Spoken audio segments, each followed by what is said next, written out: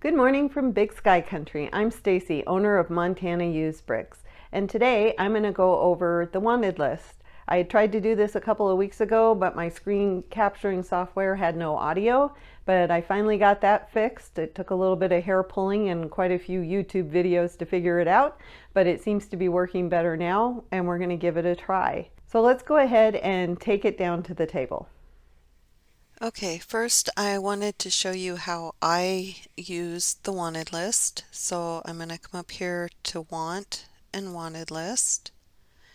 And right away you're going to see that I have a whole bunch of sets in my wanted list. And this is because we break out each set so we can see how many parts or lots that we still have remaining in each set. That way if I am going to go buy parts, I generally sort it by lots and then I look to see which one of these I have the least amount I'm looking for and go from there, unless I'm looking for specific parts for like the fire brigade or that sort of thing. To make it easier for us to find them, I always put in the set number and then the name of the set, and that just makes it easy for us to see which set we're collecting parts for. So that's how we do it. You'll notice that some of these say 0. These are sets that we haven't built yet, and we're just leaving them in there until we make sure that we do have all the parts for it. If I was to add a set to my wanted list, as you know, I try to collect campers and RVs and that sort of thing. So there's a set that I don't have, which is Vacation Camper set number 6590, which is an older set.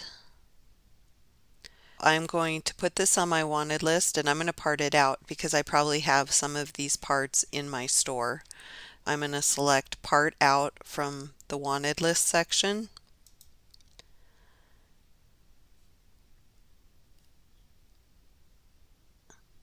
And I'm going to double check to make sure I have the right one. I do want to have the parts, the minifig. I'll probably put the instructions on there, but it being an older set, instructions may not happen. Then I want to create a new wanted list. I'm going to put in the set number and the name of the set. And I'm going to do any condition. So if you're looking for just new parts, you can click that, or if you don't care which, you can just leave it at any condition. And I'm going to edit my work. And this shows me all the parts that I need and the amounts that I need.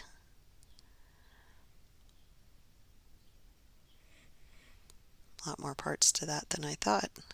The 2 minifigs and the instructions. So everything looks good, so I'm going to put add to wanted list. So when I come up to my want list, I'm going to see that this set has been added, 59 items. And about this completion, when you go to add parts, let me just use the cafe corner, or as you're getting the parts for your set, you can put in that you have 1, 2, or all of them. For me, once I have all the parts, I just go ahead and delete it out because it'll still continue to show up when I'm trying to pull parts out of my own inventory. So I just find it easier once I have all the parts for it, then I can go ahead and just delete it and it won't keep coming up on various lists. But there are people that like to see that, oh yeah, I'm 100% complete or 95% complete. How you use this is totally up to you, but you'll see that some of these I have almost all the parts that I'm looking for, and some I haven't gotten any parts yet.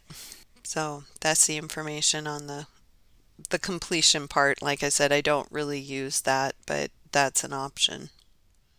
So to get the parts from my inventory, I would come over to my store and go to inventory. And this is where you're going to use this search feature.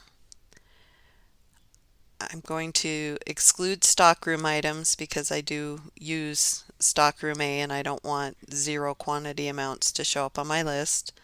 I'm going to click show more, and the very first one right here is this items on my wanted list. I'm going to check that, and then I'm going to hit go.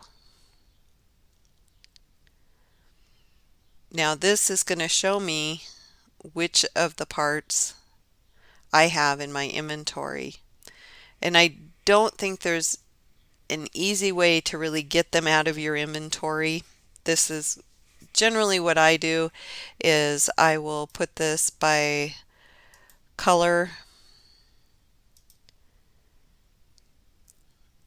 and then I will come over to my wanted list, and I'll have a separate screen for my wanted list.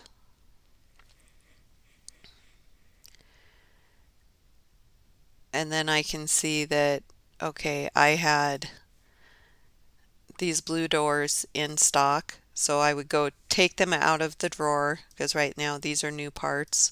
So I would go ahead, take them out of the drawer. I would put this at 0, and then I would put it to stockroom A. And that's how I would get the parts out of my inventory. And then once I pulled the parts, I would come over here. And because I only need one of each, I would just check them and delete them out. And I would go through and do that for every one of them that I have. So it is kind of a long process to take them out of my inventory. And luckily I do have dual screens, so I can put this tab on one screen and this tab on another screen, but it's still just a matter of working through the list. If there is an easier way to do this, I would love to hear it. So please put it in the comments below, because I've been doing it this way since I opened my store. But if there's an easier way, I would definitely love to hear it. Once I pull these out, then every time I upload inventory into my store, I have several things that I do once I upload. Part of that process is to automatically come over here, click this, and do this and pull out whatever parts that I have now in my inventory that can be added to one of the sets I'm trying to build.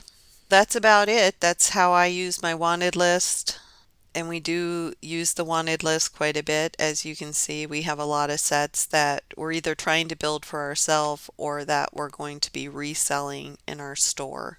And I have quite a few that I'm really close to getting all the parts for, and then I have quite a few that I've still, like the green grocer, that it's going to be years before I get all the parts, if ever. As everybody knows, this is my dream set, and I don't think it's going to happen because of the sand green parts, but I'll just keep working at it. So that's how I use the wanted list. There are plenty of YouTube videos out there about the wanted list on Bricklink, and I would suggest going out there and taking a look. That way you can learn some other tips and tricks and try to figure out what works best for you. Because as always, this is just what works best for me, and with anything that has to do with Bricklink, it's going to come down to what works best for you. So I'm going to go ahead and call that a wrap, since it's a nice long Memorial Day weekend and the weather is gorgeous here in Montana, and I want to get outside and do some yard work. So I will catch you next week. Bye.